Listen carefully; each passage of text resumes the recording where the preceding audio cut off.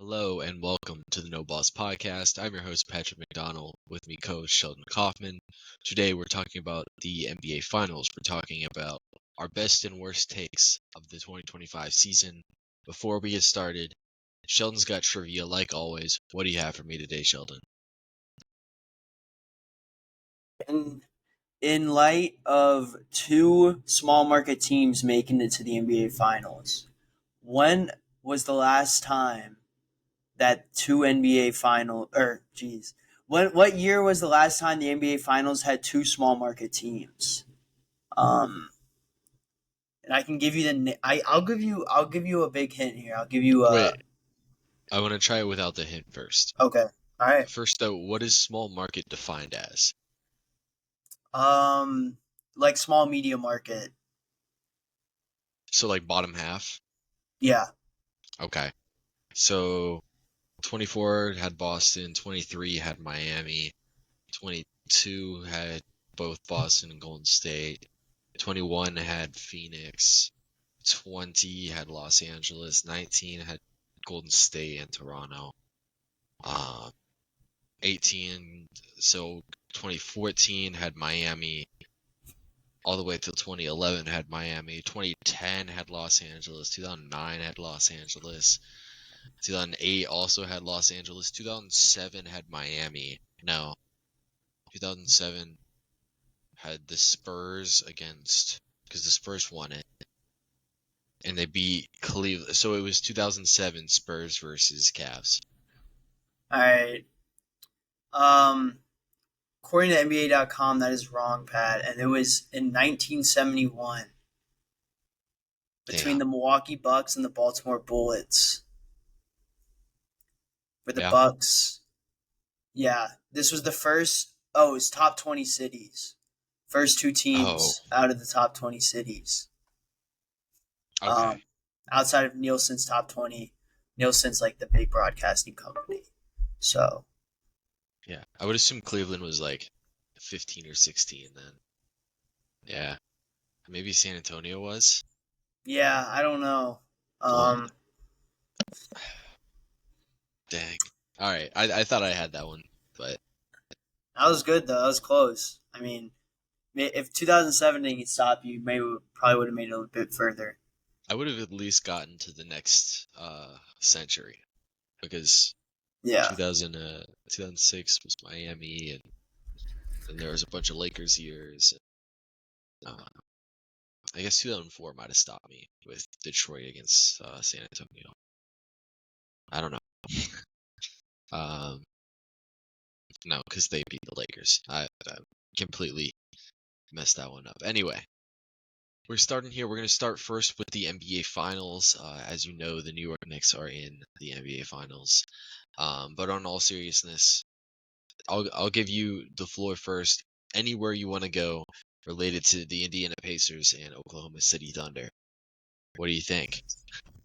Yeah, I feel like this is going to be a tale of two teams, that being the defensive prowess of the Thunder, and how great they are, and how good Indiana is offensively. I think a big thing that I'm definitely going to be looking at in this series is how they're going to handle Halliburton and Siakam, because we saw them really shut down Julius Randle games 5 and 4, and then Anthony Edwards in game 4, like literally he had two shot attempts, the whole first half, and that was due to ball pressure by Lou Dort, Caruso, and all of those guys. So I'm definitely interested to see who they put on Siakam.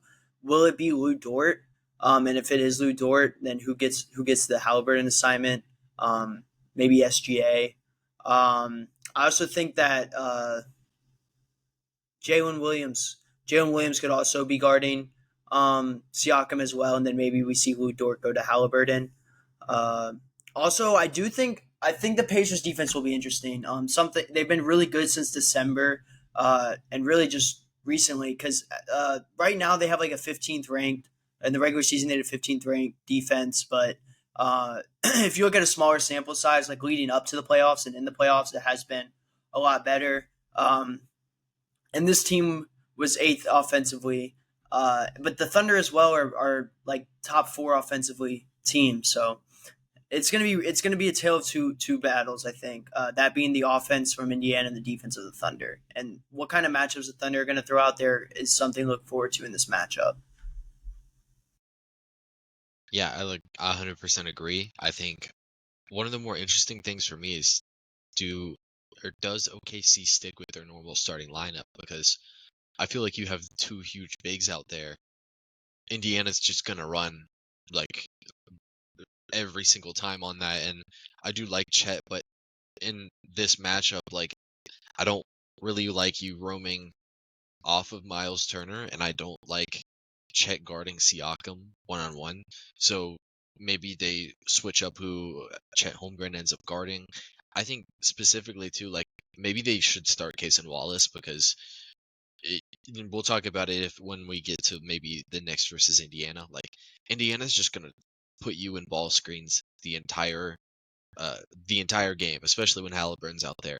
And if you are not going to perfectly navigate screens the entire game, you're really going to struggle. And Ludor is a very good perimeter defender, but he's also a wider bodied guy to where it's going to be harder for him to just fight through screens the entire game. I think Cason Wallace could be a big minutes getter in the series, and I think Caruso and Dort more so, along with Jalen Williams, will probably end up matching up with Siakam more times than not. I feel like OKC's very adaptable. I'm interested in really what ends up happening with the bigs because I think there's a very good chance that they don't start the double big stuff. They probably do run with it a little bit, but I think it's something that Indiana can look to take advantage of.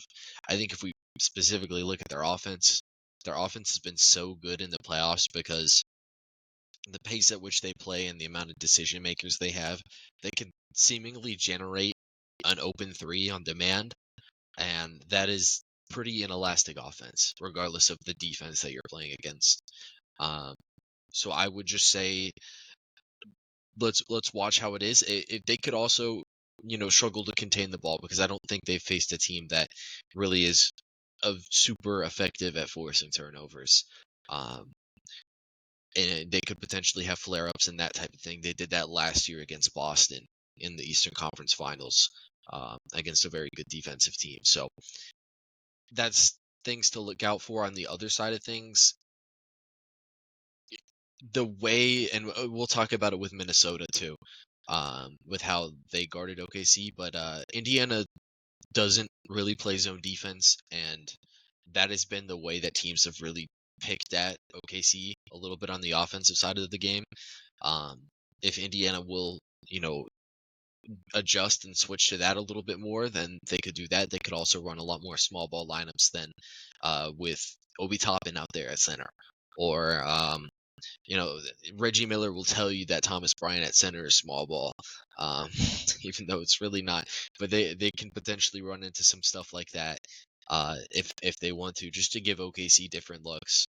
Uh, I first am really interested in the adaptability thing. Neesmith and Matherin are just excellent screen navigators. Both those guys really fight over screens, so I think that alone can give SGA some troubles in the series and potentially muddy up the game a little bit. If you want to eat at the rest of the Thunder team, like I said, zone defense has typically been the way to go with that, and they haven't really played it so far this postseason. So we'll have to see on that point. Um, do you have anything else that you really want to touch on? I'm sure there probably is. Um, I think the Chet thing is definitely interesting, but I do kind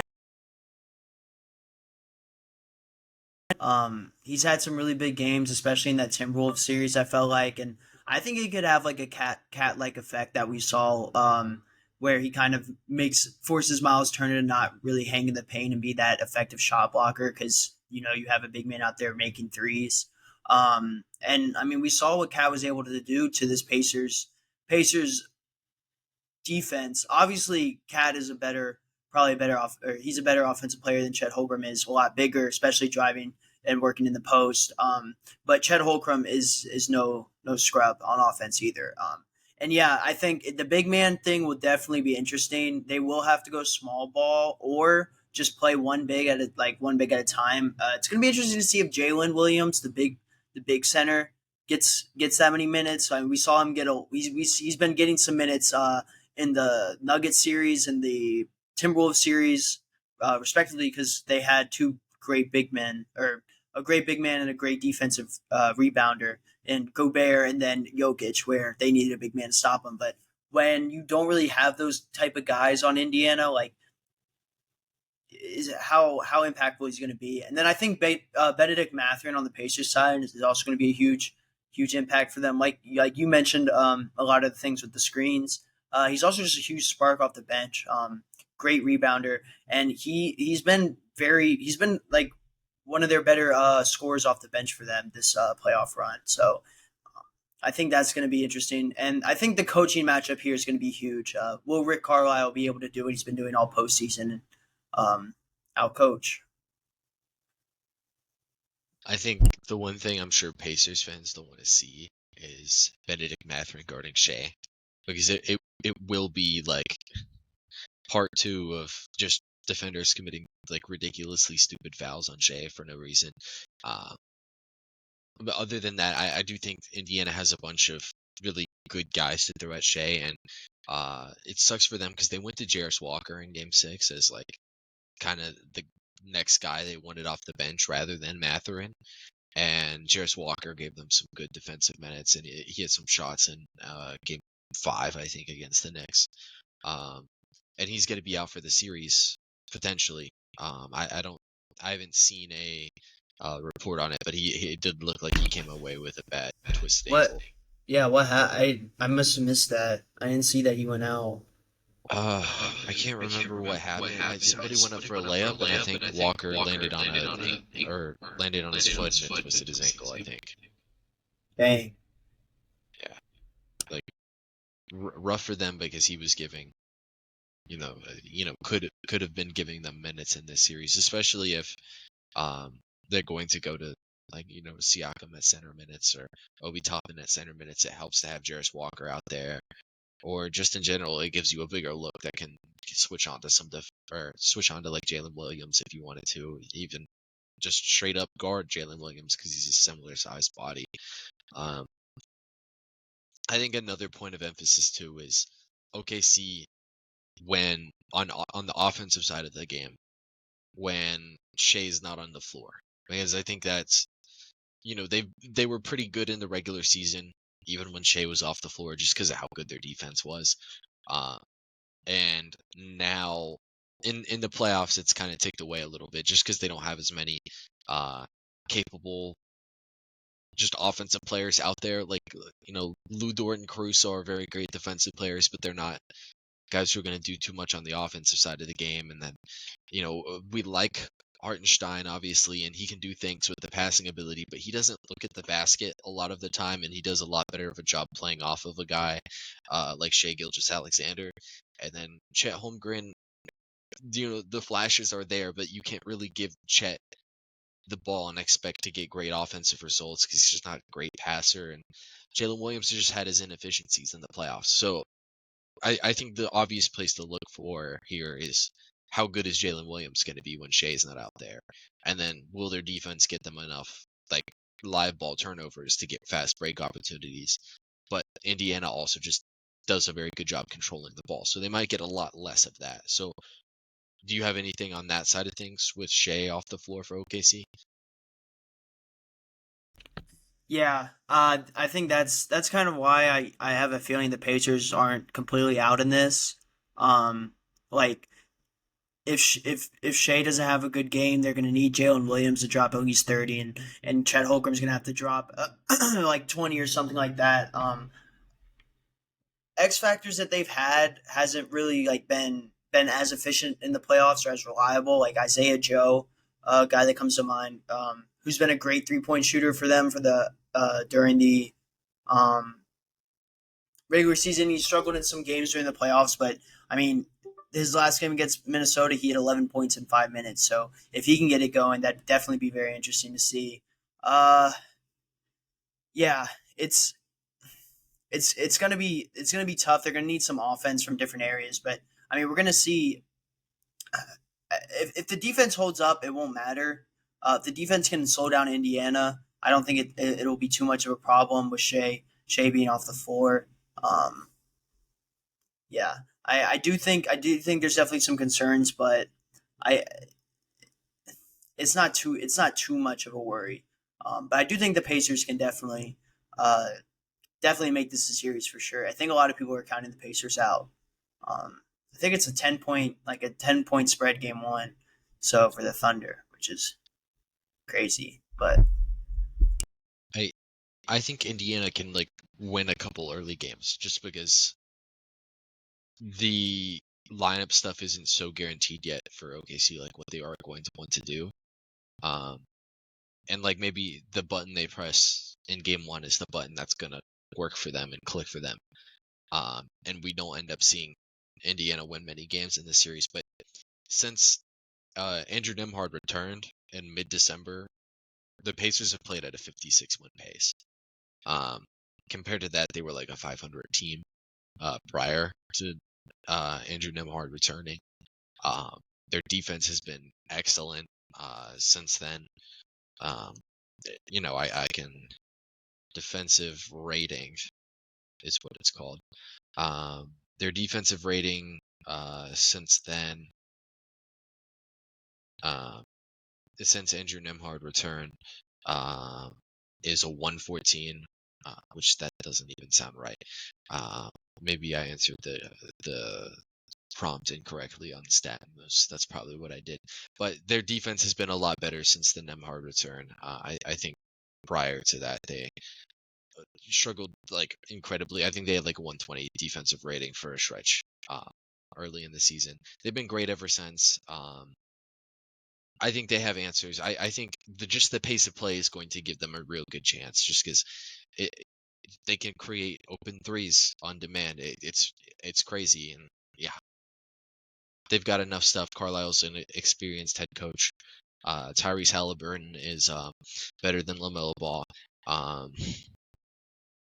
And yeah, other than that, is he better than Brunson? Hmm. That might be a debate for another episode. you see, I wasn't super um super decisive on it going into the series against the Knicks, and I think Halliburton made a very good case in the conference finals. A lot of people really wouldn't have even said it was close, which I think was just objectively wrong. Tyrese Halliburton is a borderline top 10 player in the league, and so is Jalen Brunson. So, you know, when I do rankings, I mean, just looking at what I did prior to the year, I had them right next to each other in the top 10. So, but when I reevaluate after the season, we'll see what I ultimately decide on. I think it's a debate for sure. Uh, what I guess what do we have to say on him not winning conference MVP? That was definitely a shock. Yeah, I was surprised. I mean, I get it. I get why you go to Siakam because like he was consistently putting up like numbers while like Halliburton did like kind of had 2 games where he wasn't really that impactful. But I mean, Halliburton is their whole team. He made that clutch shot. He's not their whole team, but he made that insanely clutch shot at the end of game one, which I think was a huge momentum swing. It really set the series.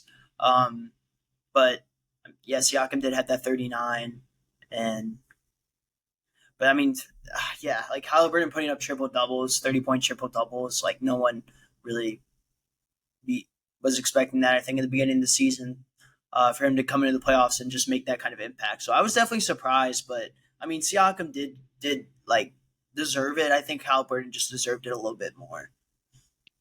I think the game four performance from Halliburton was the best performance by a single player uh, in this entire playoffs. Like very decisively was the best single game performance of the playoffs. Um, he had the stinker in game five, I think, but outside of that, he felt like the better player for the series. Siakam like single handedly won them game two. Um, just because of he scored 39 and like didn't miss a shot the whole game. Um, yeah, I would say I wasn't too surprised that it went to Siakam, but I think I would have ultimately chose Halliburton. I don't think it's as bad as like the Curry Finals MVP to Iguodala, or like I thought the Tatum ones were pretty bad. Like I thought Tatum should have won the two awards last year, and I think those will only age worse as we find out more about Jaylen Brown. But I don't think it was crazy that Siakam won. I think he just had a really good series. Halliburton had a slightly better one. So, um, I guess, do you want to talk about either of those playoff series? Not that we have too much more to talk about. Probably like 2 games in each series.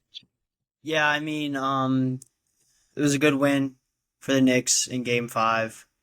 Uh, they just, I mean, yeah, the Halliburton and the Pacers took care of business. I think it's going to be interesting to see what the Knicks do because they put a lot into this team, and this is twice that they've kind of come up short to the Pacers. Um, so I don't know. I've been hearing a lot of things. This team, we haven't done our what's next episode yet, but definitely there might be some offseason changes. Um, but yeah, I mean Brunson did, I mean, incredible performance in the playoffs. Um, I get that last game was kind of rough, but I feel like him and Cat definitely proved themselves as New York Knicks players. And this team, it's just unfortunate to see what happened because there was, I mean, after beating Boston, I think a lot of people had them to the finals. Uh, but yeah, unfortunate to see what happened. I mean, really unlucky breaks. We've talked about them. Um, yeah, And let's just say we did not have the Knicks just penciled in the finals. You picked Indiana in 6, which was the correct prediction, and I picked Knicks in 7 just because I wanted the Knicks to move on. But I was like, I'm not super confident in it. And yeah, in Indiana, like I said in the episode, there was a good potential that they were the better team in general. It looks like they were. They played like the better team for most of the series. Uh, they're never out of games. They're never out of games. There's an alternative where Halliburton's shot clanks off the rim in game 1, and it's 3-3 right now, but we're not living in that reality right now. So they're never out of games. I can't pick them to get smoked by OKC. And I guess this is where we're giving our predictions.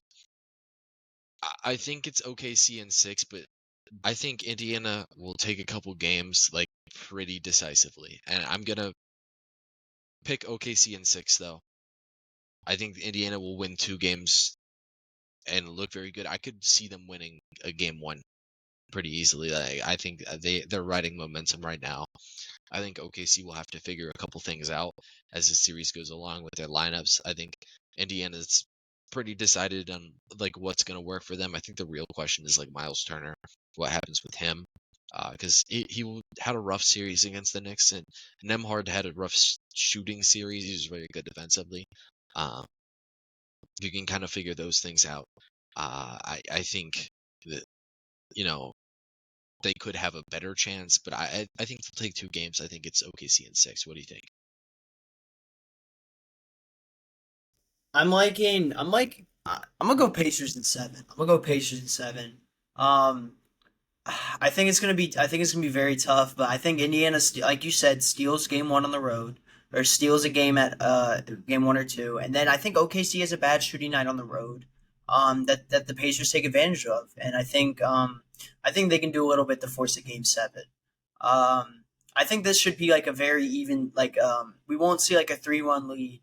I don't think we'll see a 3-1 lead in this series. I think we're gonna get kind of like a Clippers Nuggets series where one team would go up and then tied back, flip it back, something like that. I think Halliburton and Siakam are able to crack this defense in some games and during down the stretch. I think that they'll be able to take advantage of if they have to put in Chet Holmgren or another big man. They'll be able to run right past them. and create some opportunities. And I think that this defense, like you said, with whoever Andrew Nemhart's on, is going to have a tough time. Maybe it's Shea. I don't know because I don't know if there's a big height difference there because I know Shea's like pretty tall, but or is it like two? It's not that crazy. I think Nemhard's about 6'4". Yeah, and then Shea's 6'6". Yeah. Yeah, okay. So yeah, so Nimhard on Shea was definitely gonna be interesting. I think that he's a not a vet, but a proven player that won't shouldn't fall for some of the foul baiting stuff that Shea does do, some of the Not at shot all. fakes and stuff like that. So and he already went against a guy that a lot of people say is very similar Yeah. in style with looking for that. So and he did an okay job. But obviously Brunson had his way in some and a lot of points during the game. But I think that they can slow down / contain SGA. This is kind of a word that we used when talking about Jokic. You can't stop him. You can only hope to contain him, and Pacers could potentially do it. I think. But yeah, I think the big worry is going to be like having those rookies or inexperienced playoff guys getting onto Shea and him taking advantage of it. Yeah. I think Nemhard is like excellent at avoiding unnecessary contact. If I had to pinpoint, he's very good at targeting the ball and passing lanes too. But those are like his superpowers on the defensive side of the floor. When New York had success attacking him, it was in the post with Brunson, with Anunoby some a little bit. It didn't work with Mikal Bridges, but they tried it. That's how they would eat at him. And I think if you get OKC to just post up Shai Gilgeous-Alexander a lot of the game, like I would take that as a moral victory, just because you're not letting him get downhill and kick out the teammates. Um, I think I like that a little bit more because it just gets them out of their comfort zone. I would say that's probably the matchup, and they'll probably put Neesmith on Jalen Williams. If I had to guess, and whoever else OKC starts, I'm sure they'll have answers because Siakam can defend, and Miles Turner is obviously a great rim protector, and Tyrese Halliburton, like I've said at the start of the season, he doesn't give that much back on the defensive side of the floor. Like he's not great defensively, but he doesn't give that much back. Yeah, I mean anything else on this series? Unless you have any I'm just Minnesota hoping thoughts. I'm hoping it's a series and not a Thunder like blowout. That would be a I agree. terrible end to this beautiful playoffs that we've got. It's been awesome playoffs. Reggie Miller shouldn't be a commentator, but outside of that, this playoffs has been very great. That